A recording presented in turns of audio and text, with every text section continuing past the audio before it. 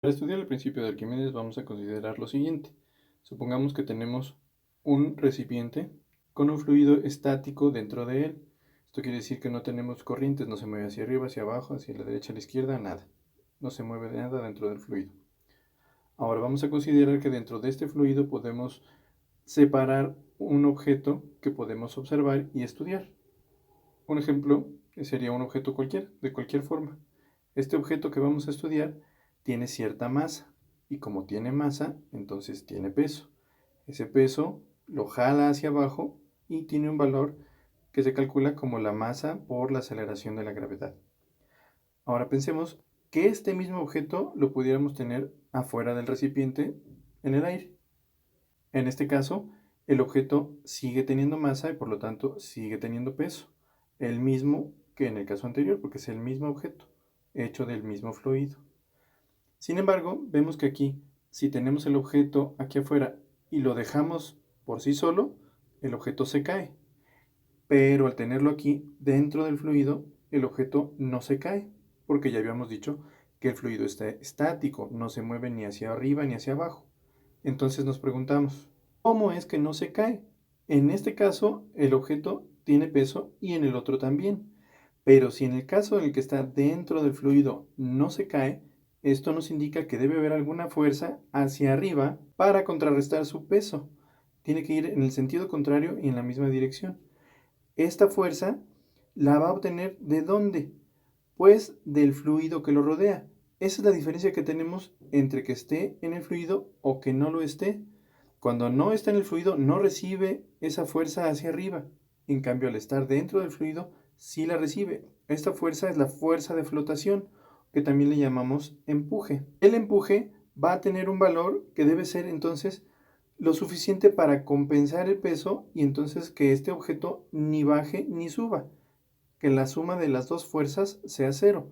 Entonces eso nos quiere decir que el valor del empuje es el mismo que tiene el peso.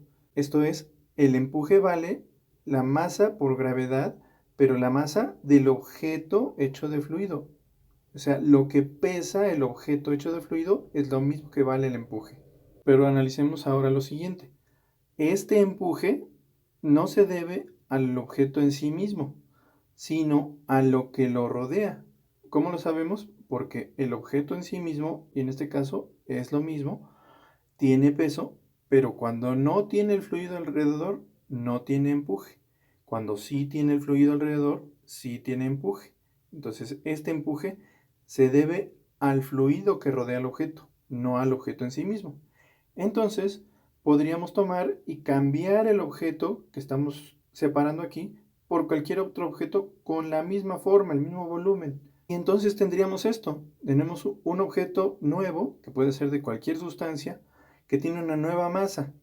Y entonces lo que se habría modificado es el peso de este objeto. Este objeto tiene un peso que se calcula con su masa multiplicada por la aceleración de la gravedad. Es un peso diferente al que tenía el objeto original que estaba hecho de fluido. Sin embargo, ¿el empuje habrá cambiado? Si recurrimos al argumento de que el empuje se debía a lo que rodeaba al objeto y no al objeto en sí, entonces lo que cambiamos fue lo de adentro, no lo de afuera. Por lo tanto, el empuje tiene que seguir siendo el mismo porque no cambiamos el fluido que rodeaba al objeto. Lo cual nos dice que el empuje vale, de nuevo, lo que pesaría el objeto si estuviera hecho del mismo fluido en el que está inmerso este nuevo objeto. Entonces, para calcular el empuje simplemente tenemos que imaginarnos al objeto que esté sumergido dentro del fluido y calcular el peso que tendría si el objeto estuviera hecho del mismo fluido. Es decir, al empuje lo que le importa es cuánto volumen ocupa el objeto dentro del fluido. Por eso, el principio de Arquímedes dice, todo objeto que está sumergido en un fluido recibe un empuje vertical de abajo hacia arriba que vale lo que pesaría el objeto si estuviera hecho del mismo fluido en el que está sumergido. Este es el principio de Arquímedes. Resumiendo entonces, el empuje está calculado como la masa del objeto hecho de fluido por la aceleración de la gravedad. Esto es lo que pesa el objeto hecho de fluido.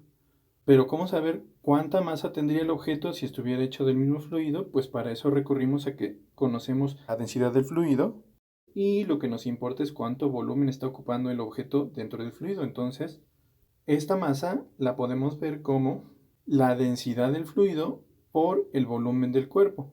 Esta es una forma de calcular la masa a partir de tener la densidad y el volumen. Y esto sigue siendo el cálculo de la masa por la aceleración de la gravedad. En resumidas cuentas, el empuje se calcula multiplicando la densidad del fluido en el que está sumergido por el volumen sumergido del cuerpo. Esto es importante. La parte que recibe empuje es solo la parte del cuerpo que esté sumergido en el fluido. La parte que esté fuera del fluido no recibe empuje. Y multiplicado por la aceleración de la gravedad.